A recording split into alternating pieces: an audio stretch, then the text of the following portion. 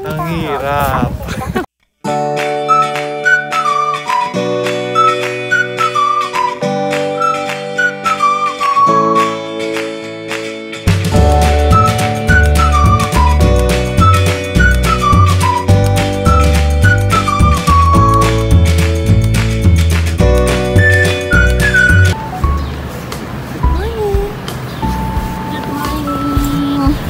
Hello guys! Tayo ngayon ay papunta sa Shinjuku Station dahil doon ang pick-up point ng napili nating activity via Klook.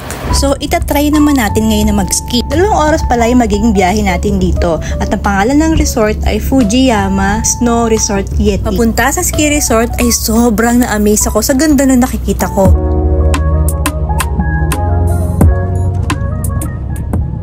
Ito nga palang pupuntahan namin ay Snowtown Yeti or often called Yeti Ski Resort at nasa Mount Fuji area sa Shizuoka Prefecture, Japan. Ang Yeti daw ang unang resort na nagbubukas kada taon sa Japan, usually around late October dahil gumagamit sila ng snowmaking machines kahit wala pang natural snow. Pagdating namin sa resort, dun muna kami sa entrance tapos pinakita lang namin yung ticket na nabook namin sa Klook. Katapos namin sa entrance, dumiretso naman kami kung saan namin kukunin yung skis na kasama sa binayaran namin. Yan, nakapagbihis na nga ako. By the way guys, hindi pa pala kasama sa binayaran namin yung suot naming damit. Ang tawag nga pala dito sa activity na nabook namin sa Klook ay Snowtown Yeti Ski Trip with round-trip transfer at Mount Fuji from Tokyo. Ang kasama dito ay admission, round-trip transfer from and to sa pick-up point which is yung Shinjuku at kasama na din dito yung lift na hindi naman din namin nagamit kasi halos hindi kami nakaalis dito sa area na to.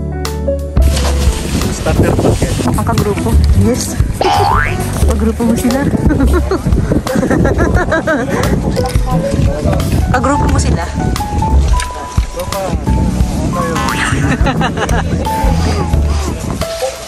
Dito sa activity na to, pwede kang mamili kung ski ang gusto mo or yung snowboard. Kasama na din pala sa binayaran namin yung ski, boots, tsaka yung poles. Kapag snowboard naman, syempre yung snowboard tapos meron na rin siyang boots. Kaming dalawa ni sis, ski yung pinili namin tapos si Honey naman, snowboard yun sa kanya.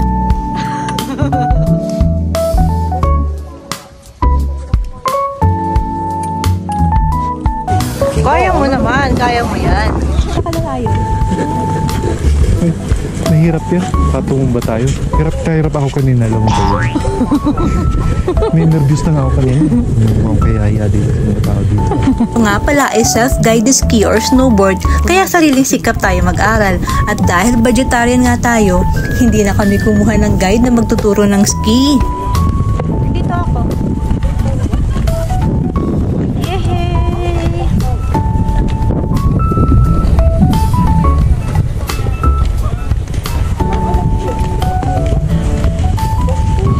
At dahil first timer kami, nahirapan talaga kami. Tipong maglalakad ka pa lang na naka-boots, hirap na hirap ka na. Pakiramdam ko nga ano na yung mababalian ako kapag naglakad ako ng mabilis. Kaya ayun, pinili ko na lang na enjoy yung place, maglaro ng snow, tapos mag-picture-picture. Sabi ko dyan, may mga grupo ng expert. Uy! Ay, gusto niya ganun. Coach, pakituruan din ako, coach. Oh, kuha tayo ng ano, pang halo-halo. Magandang klase ng halo-halo ito. Ang hirap. Yung mga hindi marunong. Masakit pag nabagsak? Hindi, normal lang. Hello. Di bagay sa'yo yung buhok mo yan. Mukha akong Korean. Tara na. Balik na tayo. Ako, nahihilo na ako.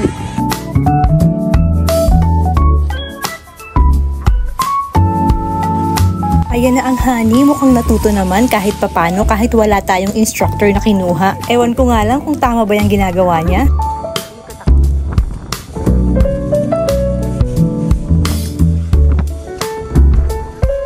At eto na nga pala si Sisi, kasama na namin siya ngayon. Nahirapan kasi siyang maglakad, suot yung ski boots, kaya hindi agad siya sumama. Sabi pa nga niya, parang sasama na lang siya para ma-experience pa rin yung place. Uy, dahan-dahan ka dyan ha. Nakailang pilit pa nga ako sa kanya nito para pumunta na dito sa ski. Pero ang totoo niyan, nanghihinayang ako syempre doon sa binayaran niya. Kaya ayun, buti naman at nakumbinsi ko na rin siya. na ako makain na lang.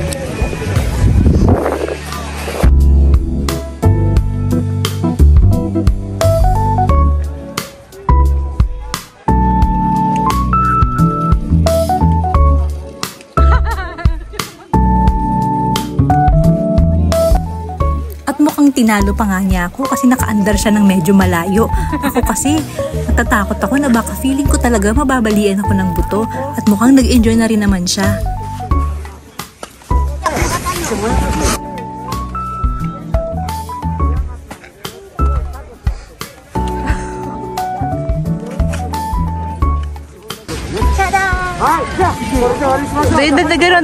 Dalawang ganun stick. Uy, bumalik ka na dito. Baka mabangga.